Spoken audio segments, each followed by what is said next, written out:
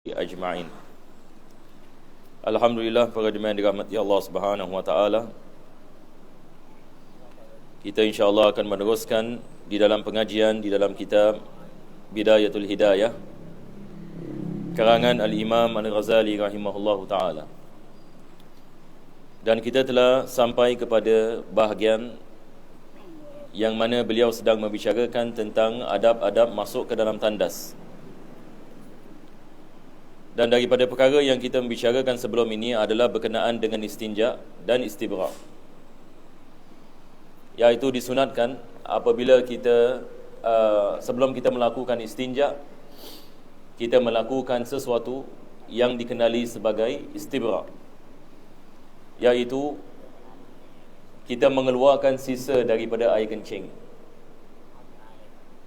Apabila seseorang yang ni buang air kecil, ada baki sisa di bahagian dalam kemaluannya, maka daripada perkara yang diwajibkan adalah kita mengeluarkan sisa tersebut. Ini dikenali sebagai istibra'.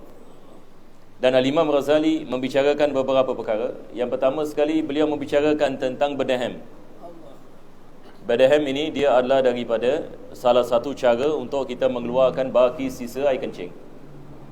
Perkara yang kedua adalah melakukan urutan di bahagian bawah zakar bagi lelaki dan di bahagian bawah perut bagi wanita. Ini dikenali sebagai istibra'. Istibra' boleh menjadi wajib kalau sekiranya seseorang itu mengatakan, kalau saya tidak melakukannya pasti air kencing akan keluar. Kita mengatakan wajib awak melakukannya. Tapi ada orang yang ni dia mengatakan, saya kalau tak melakukan istibra' pun tidak ada keluar apa-apa, maka baginya ini disunatkan. Dan kebiasaannya adalah kebiasaan dari lelaki, bila kita kencing, bila kita buang air kecil, kebiasaannya ada baki sisa, kebiasaannya. Lebih-lebih lagi bagi mereka-mereka yang sudah lanjut usia mereka. Jadi Al-Imam Ghazali membicarakan tentang kepentingan yang di perkara ini, supaya apabila kita melakukan istinja, badan kita bersih dan tidak ada sisa najis yang akan keluar, yang boleh menyebabkan salat kita tidak menjadi sah. Dan Nabi SAW memberikan amaran ini kepada kita semua akan kepentingan kita melakukan istinja dengan betul, sebab daripada siksa kubur yang dikenakan adalah apabila seseorang itu tidak menjaga istinjanya. Jadi satu orang ini dia tidak jaga istinja, dia kencing berdiri, sebagai misal dia masuk tandas, kencing berdiri, selepas itu dia cebok pun tak betul, dan bekas yang ni najis terkena yang ni kepada pakaian, selepas itu dia mengambil wuduk, dia melakukan salat tidak sah. Sebab yang ni dia melakukan salat dalam keadaan masih ada sisa yang ni najis yang ni pada pakaiannya. Jadi kalau dia melakukan salat yang ni 1 hari, 2 hari, 3 hari, 1 bulan, 1 tahun, 10 tahun begini, maka salat yang ni tidak menjadi sah. Maka dia berdosa disebabkan dia tidak menjaga adab-adab ini. Mudah-mudahan Allah Subhanahu wa taala memberikan kepada kita taufik yang ni dapat yang ni kita menjaga. Ya, berkenaan dengan istinja ini ada perkara yang sangat penting, sebab dia berkait dengan solat kita. Kalau istinja kita tidak sah, solat juga tidak sah. Sebab istinja ini dia adalah daripada syarat sahnya solat. Daripada syarat sahnya solat, wajib kita memastikan badan kita dan pakaian kita tidak ada najis. Tidak ada najis. Selepas itu beliau mengatakan, dan hendaklah engkau menghadap kepada sesuatu yang dapat engkau jadikan dinding di hadapanmu, dan janganlah engkau membuka auratmu sebelum engkau sampai ke tempat duduk, dan jangan engkau menghadap ke arah kiblat. Ini semua berdasarkan dengan hadis-hadis Nabi, yang mana Nabi SAW melarang seseorang itu menghadap kiblat. Apabila dia buang air kecil, buang air besar, dia menghadap kiblat. Ini adalah perkara yang diharamkan kalau sekiranya dia melakukannya di tempat yang terbuka. Tapi kalau sekiranya dia melakukannya di tempat yang tutup, yang mana kebiasaan kita melakukan hari ini, tandas-tandas kita adalah tandas-tandas yang tertutup, Al-Imam Syafi'i apabila mensyarahkan hadis ini, beliau mengatakan kalau seseorang itu berada dalam tempat yang tertutup tidak ada masalah. Tetapi kalau sekiranya seseorang itu berada di padang pasir sebagai misal, ataupun di hutan dan sebagainya, dan di hadapannya tanah lapang, dan dia tahu ni arah kiblat, diharamkan, dia buang air kecil dan buang air besar menghadap kepada kiblat. Begitu juga membelakangkan kiblat, diharamkan juga. Misalnya yang kiblat ke sini, satu orang ini dia buang air kecil, dia menghadap ke sini. Ini dikirakan sebagai membelakangkan kiblat. Ini juga adalah perkara yang diharamkan. Begitu juga diharamkan menghadap matahari. Kalau satu orang buang air kecil, buang air besar, diharamkan menghadap matahari dan bulan. Ini berdasarkan dengan hadis juga, disebutkan dalam kitab-kitab fikih. Dan beliau mengatakan, dan janganlah engkau membuka auratmu sebelum kau sampai ke tempat duduk. Ini daripada adab. Yang mana daripada adabnya, bila kita nak membuka pakaian, disunatkan kita membuka pakaian kita apabila kita sudah sampai kepada tempat buangnya hajat. Bukan apabila kita masuk tandas terus kita buka pakaian kita ke semua sekali. Ini tidak disunatkan. Sebab membuka aurat dalam keadaan seperti ini, dia adalah disebabkan ada hajat. Sebab asal hukumnya membuka aurat tanpa sebab adalah diharamkan. Satu orang kalau misalnya di dalam biliknya, dia tak pakai apa-apa, dia berdosa. Sebab kalau dia hatta dia sendiri dalam bilik, auratnya adalah kubul dan dubur. Wajib dia memakai sesuatu yang menutup kemaluannya bahagian depan dan kemaluannya bahagian belakang. Walaupun dia seorang diri di dalam biliknya. Ini kita mengatakan aurat dalam khalwat. Aurat ini dalam khalwat. Sebab ada orang ini dia menyangkakan, tapi saya seorang, tak ada orang nampak saya. Adakah betul kita seorang ini bila kita dalam bilik? Pada hakikatnya kita bukan seorang. Ada jin dan syaitan yang melihat kita. Dan Nabi SAW mengajarkan kita berdoa, Bismillahilladzi la ilaha illahu. Apabila kita nak buka pakaian, bila kita membuka aurat kita disebabkan nak pakai pakaian, dia sunatkan kita membaca doa ini supaya kita dihijabkan daripada mata jin. Sebab jin ini melihat kita. Kita apabila membuka aurat kita, jin ini melihat. Apa lagi dalam tandas ini syaitan. Penuh dengan syaitan tandas ini. Maka apabila seseorang itu membuka auratnya kerana ada hajat, maka dia cuba sedaya upaya untuk hanya membuka auratnya berdasarkan kepada hajatnya. Jadi kalau dia sudah sampai dekat dia toilet bowl sebagai misal, maka ini adalah tempat yang mana sekarang dia membuka aurat ni. Boleh kita faham insya-Allah ya. Jadi daripada kesilapan adalah satu orang dia masuk tandas, belum lagi apa-apa dia buka semua pakaiannya. Selepas itu dia duduk atas toilet bowl. Ini bercanggah dengan adab. Bercanggah ini dengan adab Islam. Jadi Al-Imam Ghazali mengatakan membuka pakaian apabila kita sampai ke tempat hajat, dan kita buka sekadar hajat saja. Kalau kita boleh dapat menutup apa yang kita dapat menutup, itu adalah lebih afdal. Dan janganlah pula engkau membelakangkan yang demikian. Yang ini dia mengatakan diharamkan kita menghadap matahari dan bulan dan membelakangkan matahari dan bulan. Ini bagi orang yang melakukan hajatnya di tanah yang lapang. Dan janganlah pula engkau qada hajat di dalam air yang tenang. Nabi SAW melarang kita buang air kecil ataupun buang air besar pada air yang tenang. Apa sebabnya? Air yang tenang ni apa? Kita air ni kadang-kala bila kita di hutan sebagai misal, kalau satu orang di hutan, kalau kita di Singapura ni biasa benda-benda seperti ini kita tidak menghadapinya. Tapi kalau orang yang ada di hutan misalan, kadang-kala kita lihat air ni dia mengalir, kan? Air sungai, air macam air parit dan sebagainya. Tetapi ada jenis air dia tergenang. Kita panggil ini air tergenang. Dia macam reservoir kecil gitu. Dia tidak mengalir. Nabi SAW melarangkan kita membuang air kecil dengan air besar di dalam air yang tergenang ini. Apa sebabnya? Sebab biasanya air yang seperti ini, binatang-binatang meminum daripadanya. Yang ini binatang-binatang yang di tempat itu minum daripadanya. Dan mungkin yang ini ada orang menggunakannya, tapi kita sudah menajiskan air. Masalah yang ini.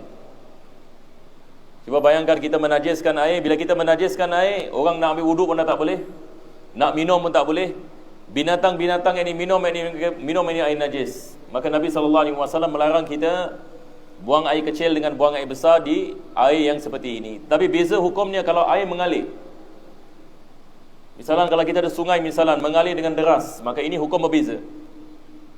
Sebab air yang mengalir ini dia dapat mencuci kotoran, berbeza dengan air yang tenang.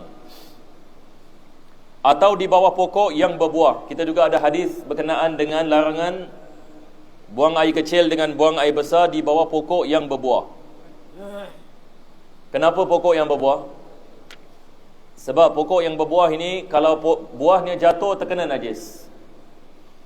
Jadi dilarang kita buang air kecil dengan buang air besar di bawah pokok yang berbuah. Dan ini juga dapat mengotorkan tempat. Kalau sekiranya pokok itu bukan milik kita, diharamkan.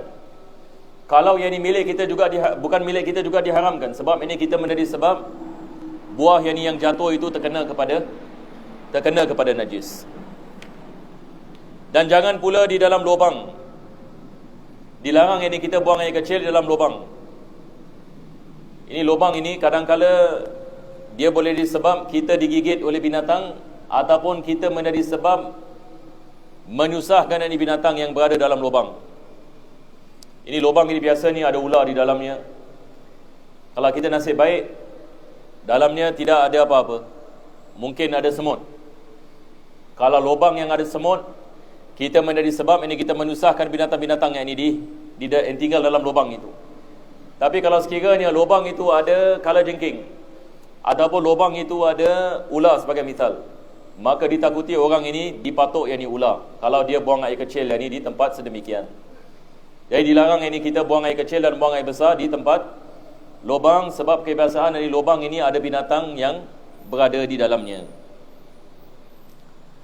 Dan jauhilah daripada kencing di atas tanah yang keras, sebab tanah yang keras dia akan terpecik. Kita menaik kencing akan terpecik. Jadi Nabi SAW melarang ini kita melakukan di atas tanah yang keras. Jadi biasa apa yang dilakukan sebelum buang air kencing, sebelum buang air kecil adalah kita lembutkan tanah.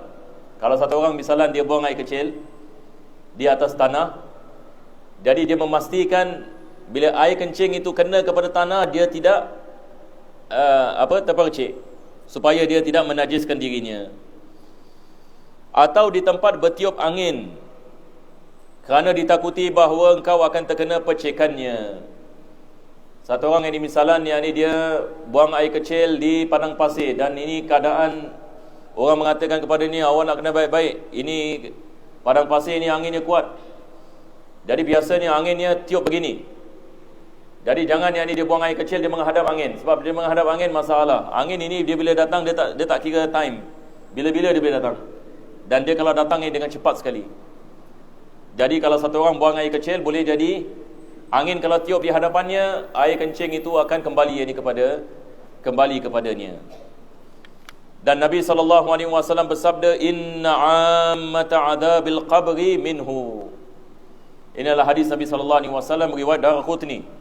Hadis Anas radhiyallahu an, yang mana Nabi SAW mengatakan azab kubur daripada sebab kebiasaan yang azab kubur dikenakan adalah disebabkan tidak menjaga istinja. Dan hendaklah engkau duduk ketika qada hajat itu dengan memberatkan sebelah kakimu yang kiri, supaya lebih mudah keluar najis. Kita dalam Islam berkenaan dengan buang air kecil dengan buang air besar ni ada cara duduknya. Nabi SAW mengajarkan kepada kita bagaimana nak duduk bila buang air kecil dan buang air besar. Tetapi kadang-kala disebabkan keadaan kita sekarang ini, kita buang air kecil, buang air besar di atas toilet bowl. Toilet bowl susah sikit nak amalkan ini. Sebab cara yang betul bila kita nak buang air kecil dan buang air besar adalah kita menyangkung dan kita sandar atas kaki kiri. Boleh kita bayangkan insya-Allah. Menyangkung tapi sandar yang di atas kaki kiri. Ini yang disebut oleh Imam Ghazali. Saya semasa di Yaman, guru saya mengatakan ada juga yang ada riwayat yang berkenaan dengan sandar atas kaki kanan. Jadi kita ada riwayat yang sandar atas kaki kiri, dan ada riwayat yang sandar ini atas kaki kanan. Sebagian ini orang yang di Hadramaut ini mengamalkan atas ini kaki kanan. Tapi ala kulli hal ini adalah cara menyangkung. Cara menyangkung. Hari ini orang yang bukan Islam mereka dapat tahu cara ini. Jadi kalau kita lihat dekat Amazon sekarang, mana-mana semua jual apa dia panggil toilet stool, tak silap saya, toilet stool. Sebab sekarang orang putih sekarang cangkung. Kenapa mereka cangkung sekarang? Sekarang mereka mengatakan toilet bowl ini masalah sekarang. Sebab toilet bowl ini kita punya najis ni tak keluar betul, ada sangkut-sangkut. Sebab kita duduk begini. Jadi bila kita buang air kecil, buang air besar, tak semua yang ni yang keluar. Dia tersendat ada. Ini dia mengatakan boleh menyebabkan penyakit. Jadi saintis cari apa cara yang terbaik nak selesaikan masalah ini. Mereka dapat tahu menyangkung caranya. Sebab bila kita menyangkung, kita cause pressure dekat kita punya bladder. Ini badan manusia ini, kita boleh apabila kita ketatkan kita punya perut begini, apa jadi? Dia kompres kan? Jadi kita punya intestine ini yang di dalamnya ada najis, bila kita ketatkan dia akan keluarkan. Dan cara yang terbaik adalah kita menyangkung. Sebab bila kita menyangkung, kita ngetatkan badan kita, betul ke tidak? Bila kita menyangkung ini, kita ketatkan kita punya intestine. Jadi semua ni najis saja yang degil ni semua dekat dalam badan ini, semua yang ni akan diperah. Dan Nabi SAW mengajarkan kepada kita ke kiri. Kenapa ke kiri? Masya Allah, kita lihat ini badan manusia, bladder kita ini di bahagian kiri. Kita punya tempat najis kita ini, terkumpul ini, dia belah yang ni kiri sedikit. Jadi ini adalah perkara yang sangat luar biasa. Jadi apa yang diajar oleh Nabi SAW, di dalamnya ada kejayaan. Tapi manusia tidak mengetahui, sehingga apabila mereka buat kajian dan mereka mempelajari badan manusia, baru yang mereka dapat tahu rupanya cara ni yang terbaik adalah begini. Jadi kalau kita lihat ini sekarang mereka sedang jual ini stool. Sebab masalahnya banyak rumah-rumah semua dah toilet bowl sekarang. Jadi macam mana, takkan kita nak pergi pecahkan? Jadi mereka mengatakan tak apa, kita letak stool yang ni. Ini toilet bowl dia design, dia boleh design. Dia punya stool betul-betul yang tinggi, yang ni seperti toilet bowl. Jadi toilet bowl tapi dalam masa yang sama yang ni boleh mengamalkan cangkung ini. Sebab yang ni kebiasaan yang di rumah-rumah kita yang ni ada toilet bowl. Tapi kalau kita ada toilet bowl, kita tidak boleh mengamalkan perkara ini sebab bahaya. Jadi saya sentiasa yang ni mengatakan, kalau kita masuk tandas toilet bowl, lebih baik kita elakkan daripada kita cangkung. Apa sebabnya? Sebab sangat bahaya. Kalau jatuh ini lagi satu masalah. Sebab ada jemaah kita, dia lihat, oh Masya Allah ini sunnah, jadi dia pun cangkung. Lepas itu dia dah cangkung, dia ke kiri sedikit, ke kiri terus, ke kiri habis. Ini boleh menyebabkan ini masalah. Tapi kalau sekiranya kita tidak mampu melakukannya, kita jangan letak diri kita ini dalam ini kebinasaan.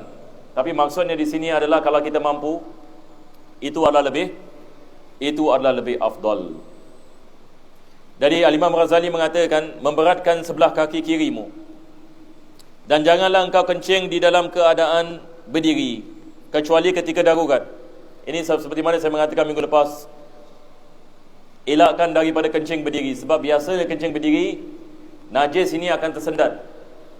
Jadi bila kita istinja, selepas itu kita berjalan dan menyangkung dan sebagainya, dia akan keluar. Lebih lagi bila kita nak melakukan rukuk dan sujud, ini akan menjadi sebab kita tidak dapat menjaga najis, membersihkan diri kita. Itu sebab ulama kita melarang kita kencing yang berdiri, melainkan kalau kita tak ada option. Kita berada di tempat semua najis, misalnya tempat kita tak boleh duduk mana-mana, semua najis, maka dalam keadaan seperti ini apa nak buat, kita kencing yang berdiri, tetapi kita berjaga-jaga supaya percikan yang air kencing yang tidak kena kepada pakaian, dan kita cuba sedaya upaya untuk melakukan istibrak dan istinja, supaya insya-Allah taala tidak ada bekas yang air kencing yang baki. Mudah-mudahan Allah memberikan kepada kita taufik. Bismillahirrahmanirrahim. Alhamdulillahirabbil alamin. Allahumma salli wa sallim ala sayyidina Muhammad wa ala ali sayyidina Muhammad. Rabbana atina fid dunya hasanah wa fil akhirati hasanah wa qina adzabannar. Sallallahu ala sayyidina Muhammadin wa ala alihi wa sahbihi wasallam. Alhamdulillahirabbil alamin. Taqabbalallahu minkum.